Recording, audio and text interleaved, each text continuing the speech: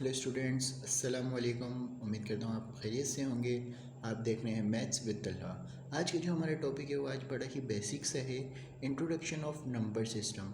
आज हम ये देखेंगे कि नंबर सिस्टम्स क्या होते हैं, यानी कि जो हम बचपन से काउंटिंग लिखते हुए आ रहे हैं, काउंटिंग 1 2 3 4, 1 2 3 4, ये बेसिकली होती क्या है। जैसे अगर आप थोड़ा सा गौर करें, जो हमारे पास इंग्लिश अल्फ़ाबेट्स होते हैं, जिसे हम ABCD जो होती है हमारी, इसमें हमारे 26 टोटल जो लेटर होते हैं वो हमारे 26 लेटर होते हैं। उसमें से हमें पता है कि 5 हमारे वोवेल्स होते हैं, 2 हमारे सेमी वोवेल्स होते हैं, और जो बाकी जो बच जाते हैं उनको हम कॉन्सोनेंट्स कहते हैं। इसी तरह से जो हमारी काउंटिंग है 1 2 3 4, इनके भी बेसिकली कुछ नाम्स हैं। तो आज के जो हमारे लेक्चर है, बेसिकली आज हम इसमें देखेंगे कि जो हमारे काउंटिंग के हैं वो उनके सेट्स के नाम के हैं। जो हमारा पहला सेट होता है उसे हम सेट ऑफ नेचुरल नंबर कहते हैं। सेट ऑफ नेचुरल नंबर वो नंबर्स होते हैं जिसमें हम बेसिक काउंटिंग्स जो हम बचपन से पढ़ते हुए आ रहे हैं 1 2 3 4 और सो ऑन, ये कहते हैं। तो इस तरह के नंबर्स हमारे कहलाएंगे सेट ऑफ नेचुरल नंबर्स। दूसरे नंबर पे हमारे पास सेट ऑफ होल नंबर्स।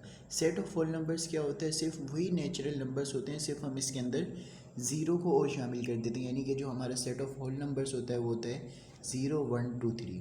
जो हमारा तीसरा सेट है उसे हम सेट ऑफ इंटीजर कहते हैं। सेट ऑफ इंटीजर में जो एलिमेंट्स होते हैं 0, plus minus 1, plus minus 2, plus minus 3 और so on.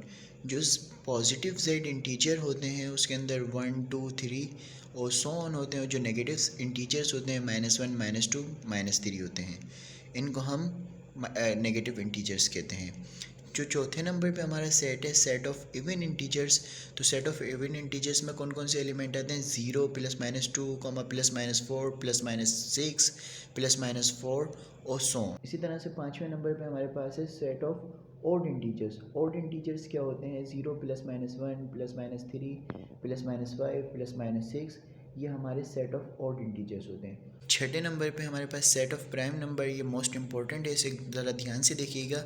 Set of prime numbers वो नंबर्स होते हैं जिसके दो फैक्टर्स होते हैं। दो फैक्टर कौन कौन से होते हैं, दो फैक्टर, एक तो 1 होते हो, दूसरा वो नंबर खुद होता है। फॉर एग्जांपल हमारे पास 2 प्राइम होता है, 3 प्राइम होता है, 5 प्राइम होता है, 7 प्राइम होता है, 11 प्राइम होता है। तो हम कैसे पता लगाएंगे कि प्राइम है या नहीं।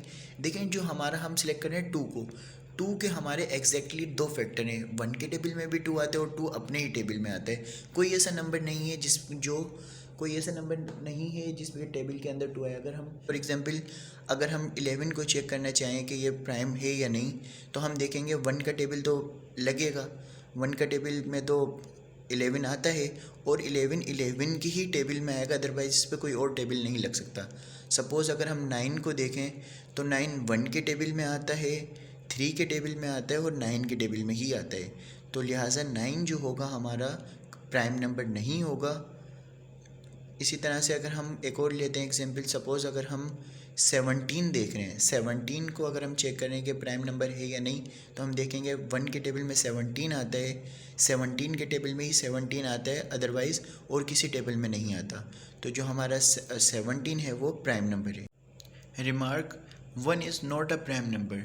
1 प्राइम नंबर नहीं है। क्यों नहीं है, क्योंकि प्राइम नंबर होने के लिए कंडीशन ही यही है कि कोई भी नंबर प्राइम नंबर जब होगा जब उसके एग्जैक्ट दो फैक्टर होंगे। दो फैक्टर कौन से होंगे, एक तो 1 होगा और सेकंड वो खुद का फैक्टर होगा। 1 हमारा प्राइम नंबर नहीं है, ये बात याद रखनी है। नंबर 7 पे है हमारा set of rational number. Set of rational number basically क्या होते हैं, ऐसे नंबर्स जिनको हम P/Q की फॉर्म में लिख सकें।